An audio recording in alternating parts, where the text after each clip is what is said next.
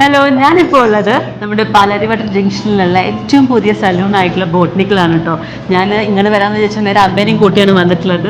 അമ്മയും കുറേ കാലമായി ഫേഷ്യലൊക്കെ ചെയ്തിട്ട് ഞാനും അതുപോലെ തന്നെ നന്നായിട്ട് ഹെയർ ഒക്കെ ഒന്ന് സെറ്റ് ചെയ്തു. അതേപോലെ നല്ല ഒരു റിലാക്സിങ് ആയിട്ടുള്ള ബോഡി സ്പായും ചെയ്തു.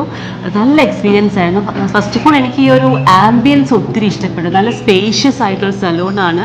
അതേപോലെ തന്നെ ഓരോ നമ്മുടെ ഹെയറിനാണെങ്കിലും അതുപോലെ തന്നെ സ്കിന്നിനാണെങ്കിലും എല്ലാത്തിനും സെപ്പറേറ്റ് നെയിലിനാണെങ്കിൽ അങ്ങനെ സെപ്പറേറ്റ് ഏരിയകൾ തന്നെ ഉണ്ട്. അതുപോലെ തന്നെ സ്പായ്ക്കാണെങ്കിൽ ഒരുപാട് റൂമുകൾ അവർ അറേഞ്ച് ചെയ്തിട്ടുണ്ട്. കപ്പിൾ സ്പായൊക്കെ ഉണ്ട്. അപ്പോൾ എന്തായാലും എനിക്ക് ഒത്തിരി ഇഷ്ടപ്പെട്ടു. ഈ ഒരു എന്താ പറയുക, നല്ല എക്സ്പീരിയൻസ് ആയിരുന്നു. എനിക്ക് മസാജിങ് ആണെങ്കിലും സ്റ്റീം എടുത്തപ്പം എല്ലാം മൊത്തത്തിൽ നമുക്ക് ഭയങ്കര റിലാക്സിങ് ആയിട്ടൊരു എക്സ്പീരിയൻസ് എന്ന് പറയില്ലേ. അതേപോലെ ഞാൻ ഹെയർ വാഷ് പലപ്പോഴും ചെയ്ത സമയത്ത് എനിക്ക് മടിയാണ്. കാര്യം എന്താണെന്ന് വെച്ചിട്ടുണ്ടെങ്കിൽ നമ്മൾ ഹെയർ വാഷ് ചെയ്തിരിക്കുന്ന സമയത്ത് വീണ്ടും നെക്ക് പെയിനും കാര്യം, പ്രത്യേകിച്ച് മസാജൊക്കെ കഴിഞ്ഞതിന് ശേഷം വീണ്ടും അവിടെ പോയി ഇരിക്കുക എന്ന് പറഞ്ഞാൽ നല്ലൊരു ചടങ്ങാണ്.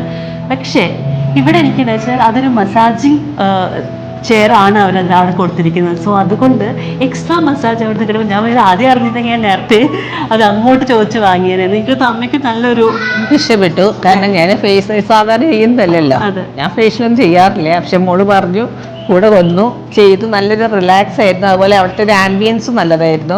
അതുപോലെ തന്നെ അതിൻ്റെ ഒരു മ്യൂസിക്, നമുക്കൊരു എന്താ പറയുക, ഒരു റിലാക്സ്ഡ് മ്യൂസിക്, നല്ലൊരു അതിങ്ങനെ ബാക്ക്ഗ്രൗണ്ടിൽ ഇങ്ങനെ പോകുമ്പോൾ നമ്മൾ ആ മസാജിങ് കൂടി ആകുമ്പോൾ നമുക്ക് നല്ലൊരു റിലാക്സേഷൻ തന്നെ കിട്ടുന്നുണ്ട്. എനിക്ക് ഇഷ്ടപ്പെട്ടു.